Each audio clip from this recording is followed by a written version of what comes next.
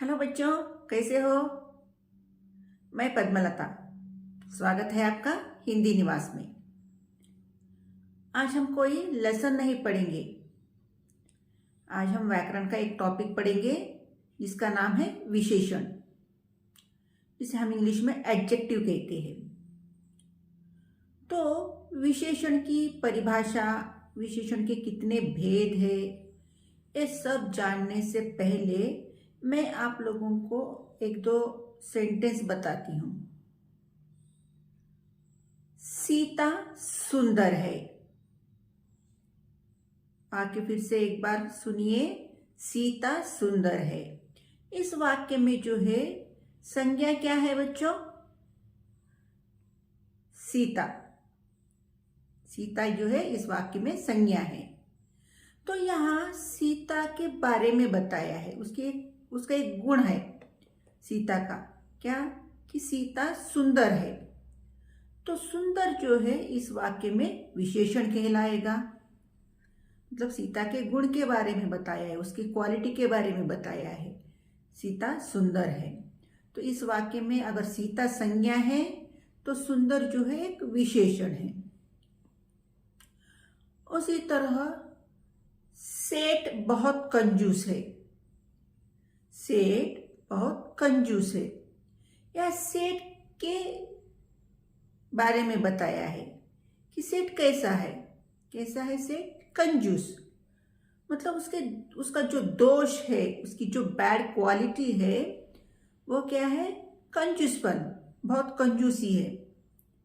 तो ये जो है उस सेठ की विशेषता हुई। सेठ कंजूस है, इसमें सेठ की विशेषता क्या है? कंजूस। तो कंजूस जो है इस वाक्य का विशेषण कहलाएगा। तो इस तरह किसी भी संज्ञा या सर्वनाम में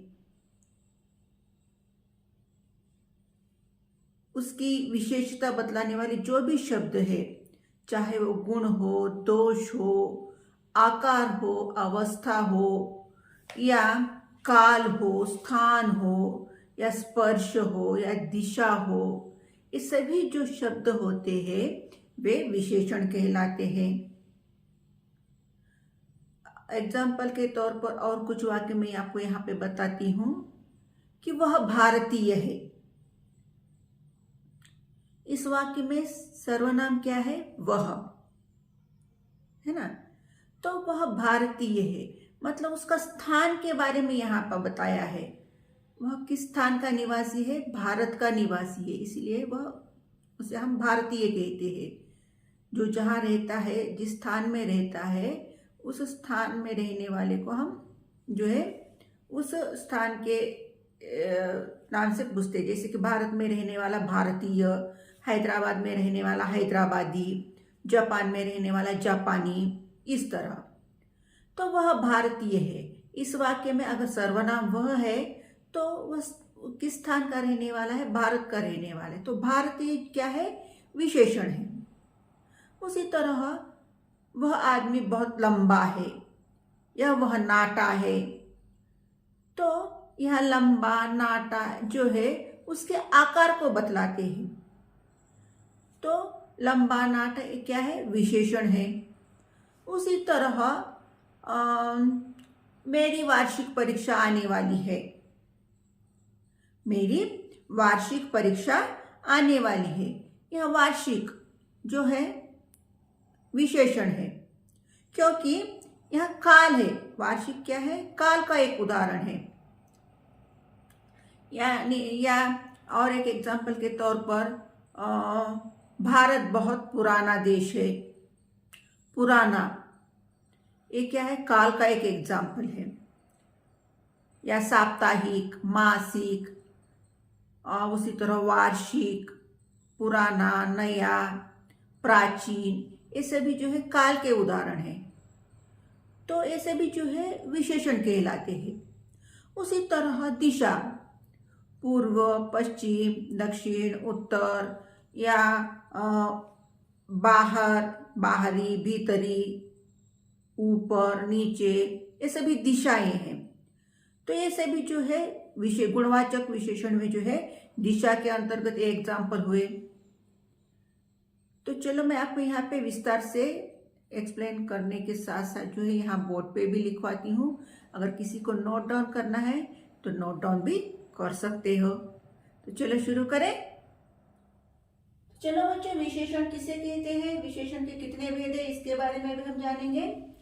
तो विशेषण की परिभाषा क्या है? परिभाषा यानी डेफिनेशन। संज्ञा या सर्वनाम की विशेषता बतलाने वाले शब्द को विशेषण कहते हैं। संज्ञा या सर्वनाम की कोई भी विशेषता, चाहे वह गुण हो, दोष हो, आकार हो, अवस्था हो या स्पर्श हो, दिशा हो, जो भी विशेषता बतलाया जाएगा वे सभी शब्द जो है विशेषण कहलाएंगे। तो यहाँ पे एग्जाम्पल के तौर पर मैंने सीता सुंदर है, तो इस वाक्य में संज्ञा क्या है? सीता। तो यहाँ सीता की विशेषता बतलाई है, सीता का गुण बताया है, सीता कैसी है? सुंदर है। तो यहाँ सुंदर क्या है? विशेषण है। दूसरा उदाहरण, वह बेईमान है। इस वाक्य में वह जो है सर्वनाम है, तो उसका दोष बताया है यहाँ पे, वह कैसा है? बेईमान है। जो ईमानदार ना हो उसे हम बेईमान कहते हैं। तो इस वाक्य में विशेषण क्या है? बेईमान। तो इस तरह के बहुत से वाक्य आपको जो है विशेषण के होंगे।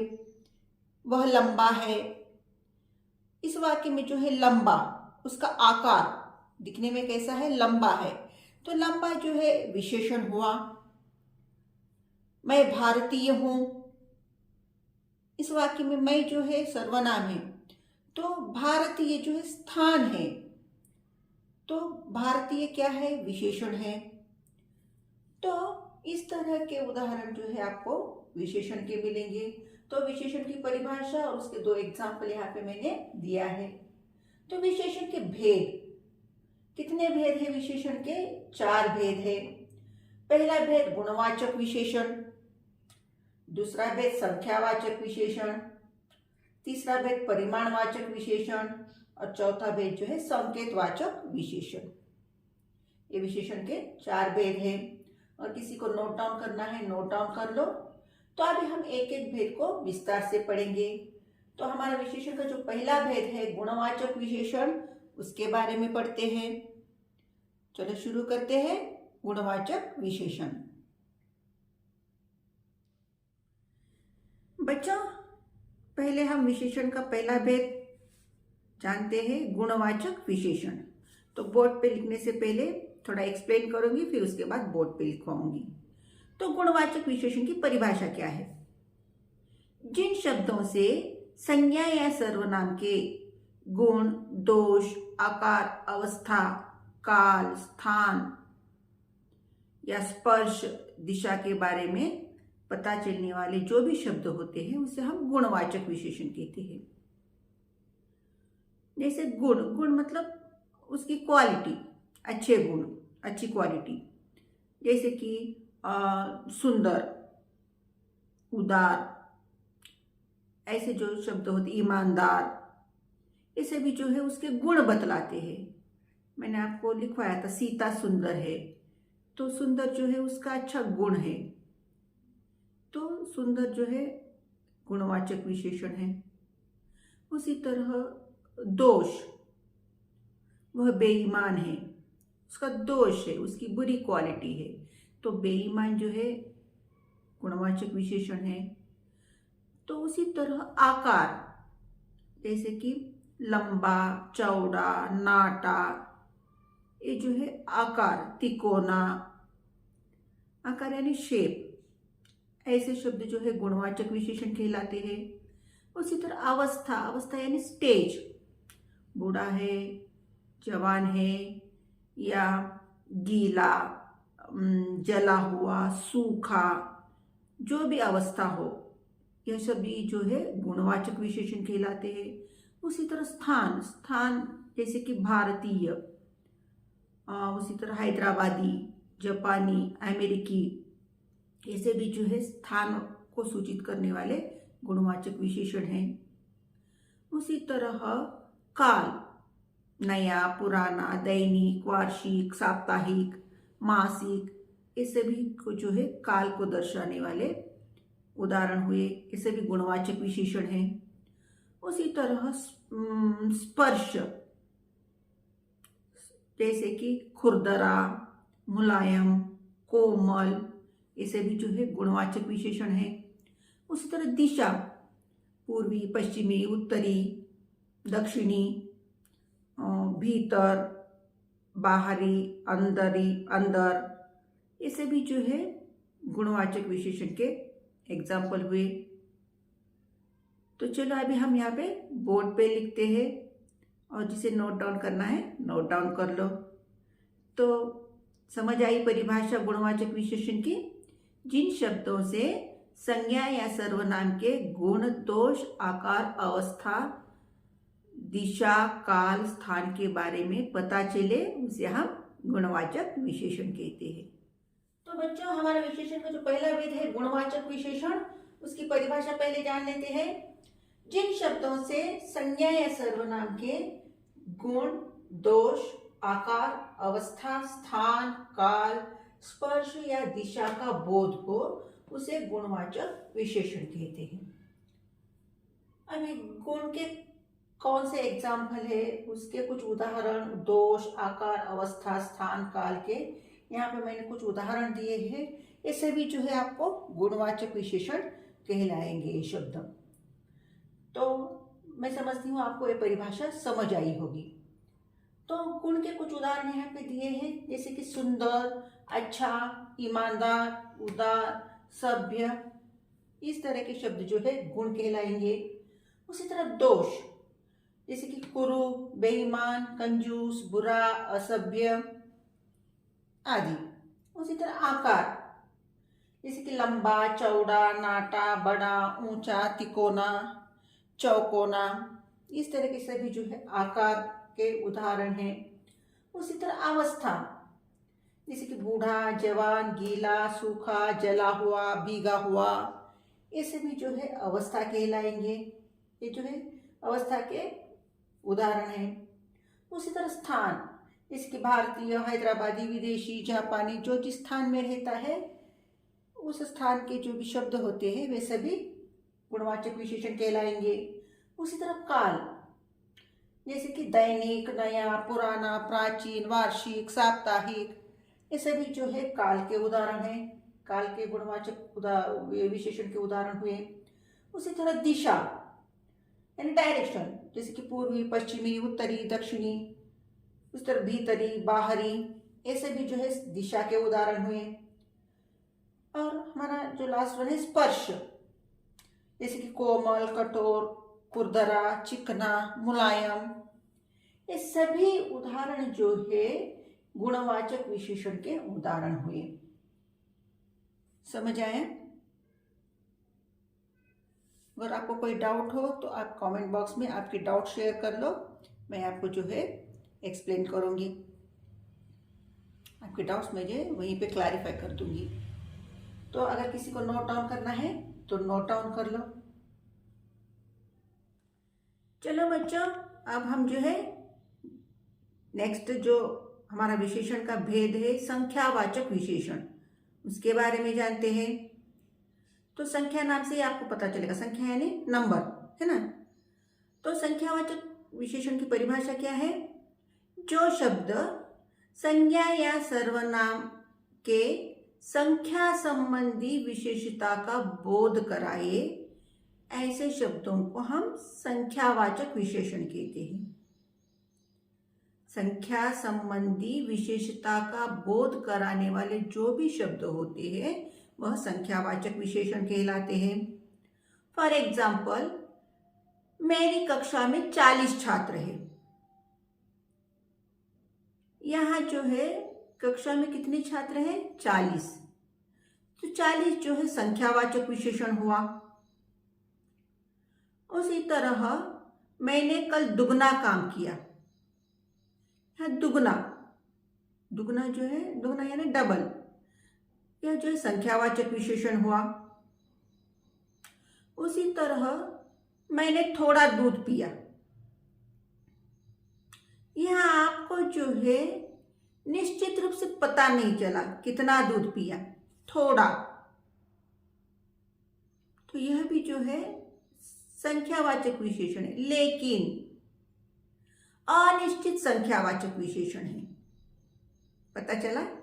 तो संख्यावाचक विशेषण के दो उपभेद है, निश्चित संख्यावाचक विशेषण और अनिश्चित संख्यावाचक विशेषण।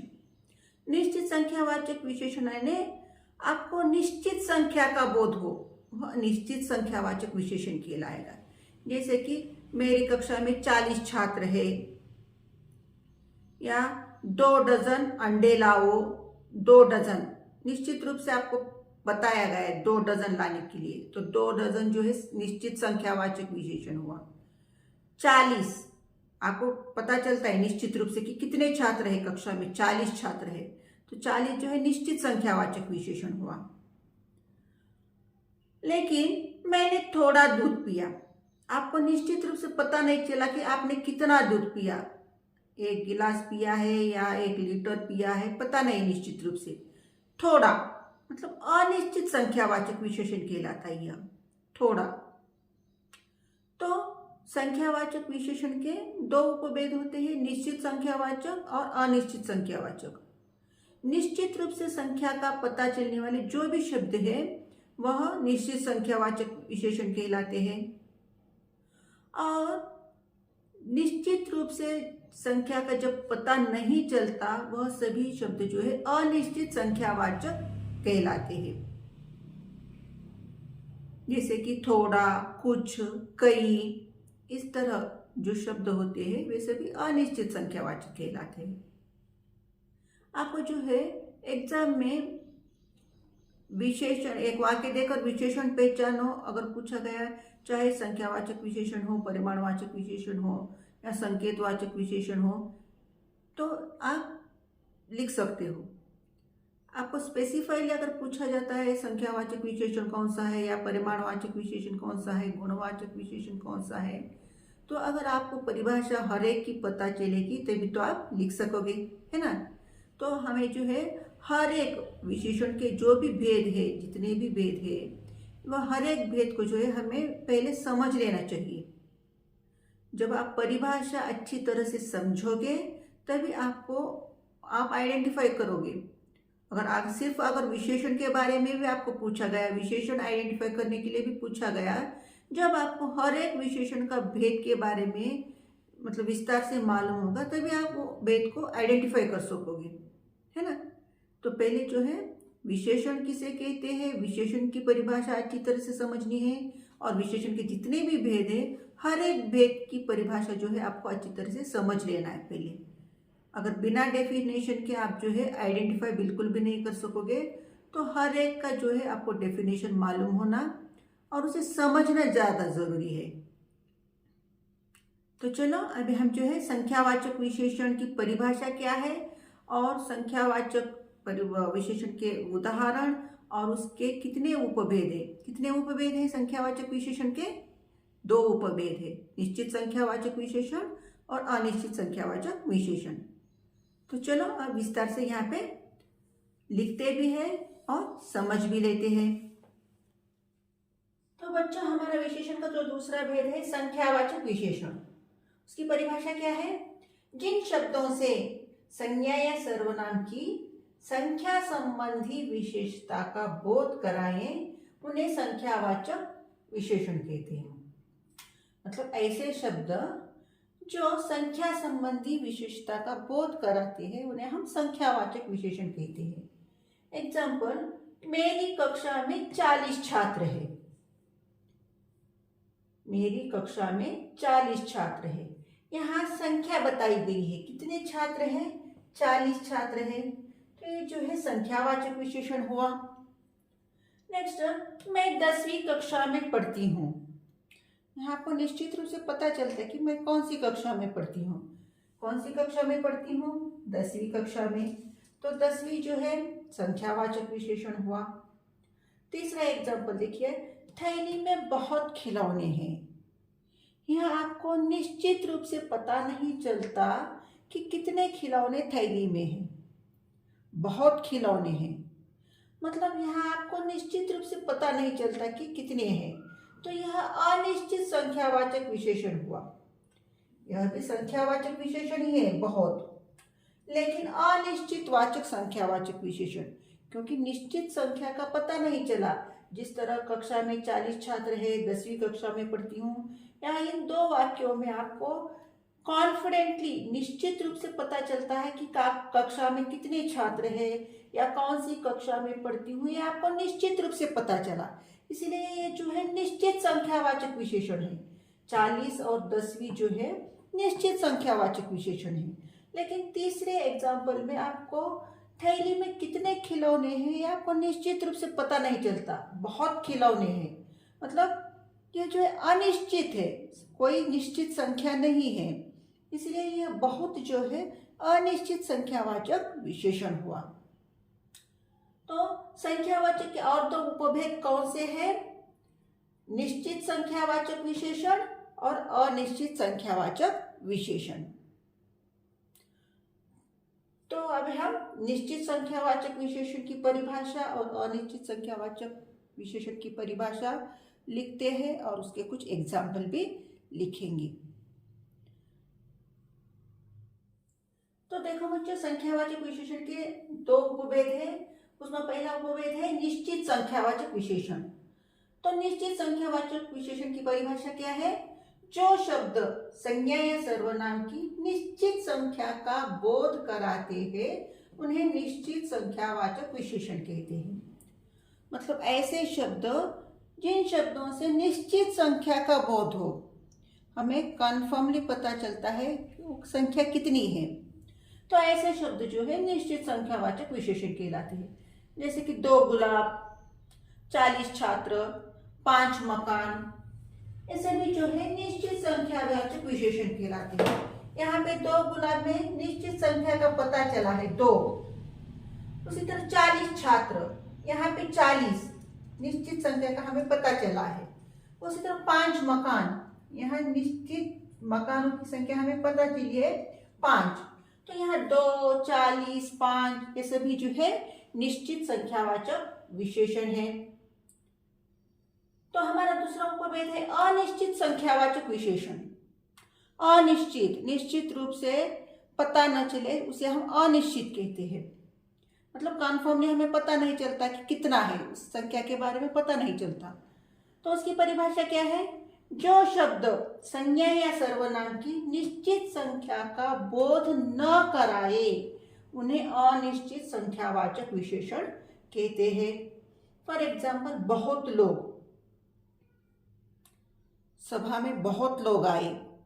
कितने लोग आए कन्फर्मली आपको नंबर पता नहीं, संख्या पता नहीं, बहुत। तो यहाँ बहुत जो है अनिश्चित संख्यावाचक विशेषण है। उसी तरह थोड़ा दूध, मुझे थोड़ा दूध चाहिए। कितना चाहिए? लीटर चाहिए, 2 लीटर चाहिए, 10 लीटर चाहिए, पता नहीं, थोड़ा चाहिए। तो यहाँ थोड़ा जो है अनिश्चित संख्यावाचक विशेषण है। कई बार, मैं हैदराबाद कई बार आ चुकी हूँ। कितनी बार आई हूँ निश्चित रूप से पता नहीं चला। 10 बार आई या 100 बार आई या 40 बार आई, पता नहीं चला। कई बार आई हूँ, तो यहाँ कई जो है अनिश्चित संख्यावाचक विशेषण है। उसी तरह दर्जनों केले, वह दर्जनों केले ले गया। दर्जनों, दर्जन मतलब डजन। कितने दर्जन, कितने डजन लेके गया मालूम नहीं। 2 दर्जन लेके गया, 4 दर्जन या 5 दर्जन, कितने दर्जन लेके गया मालूम नहीं, लेकिन दर्जनों केले लेके गया। दर्जनों, दर्जन का मतलब होता है डजन। तो ये सभी जो है बहुत, थोड़ा, कई, दर्जनों, ये सभी जो है अनिश्चित संख्यावाचक के उदाहरण हैं। तो समझ आया संख्यावाचक विशेषण किसे कहते हैं, संख्यावाचक विशेषण के उपभेद कितने हैं और उसकी परिभाषा क्या है। तो बच्चों, कैसा लगा विशेषण टॉपिक? आशा करती हूँ कि आपको समझ आया होगा। तो हमने अभी तक जो है विशेषण किसे कहते हैं, विशेषण की परिभाषा और उसके एग्जाम्पल के बारे में जाना। उसी तरह विशेषण के कितने भेद हैं? कितने भेद है विशेषण के? 4 भेद है। उसमें हमने 2 भेद अब यहाँ पे कंप्लीट किए। पहला भेद विशेषण का गुणवाचक विशेषण और दूसरा भेद जो है संख्यावाचक विशेषण। और संख्यावाचक विशेषण में दो उपभेद थे, जो निश्चित संख्यावाचक विशेषण और अनिश्चित संख्यावाचक विशेषण। उसकी परिभाषा और उसके एग्जाम्पल भी देख लिए। तो विशेषण के जो रिमेनिंग दो भेद है, परिमाणवाचक विशेषण और संकेतवाचक विशेषण, ये दो भेद जो है हम नेक्स्ट वीडियो में देखते हैं। तो आज का हम टॉपिक यहीं पे खत्म करते हैं और रिमेनिंग जो दो भेद है विशेषण के वो हम अगले वीडियो में देखेंगे। और मैं आशा करती हूँ कि आपको यह टॉपिक ज़रूर समझ आया होगा। अगर आपको समझ नहीं आया है, कुछ डाउट्स है, तो ज़रूर कमेंट बॉक्स में आपके डाउट शेयर कीजिए, मैं आपको क्लैरिफाई कर दूंगी। तो अगर आपको यह टॉपिक समझ आया है और मेरे वीडियो आपको अच्छे लगते हैं तो प्लीज़ शेयर कीजिए, लाइक कीजिए, सब्सक्राइब कीजिए और अपने दोस्तों से भी सब्सक्राइब करवाइए। तो बच्चों, नेक्स्ट वीडियो में फिर मिलते हैं, तब तक के लिए धन्यवाद।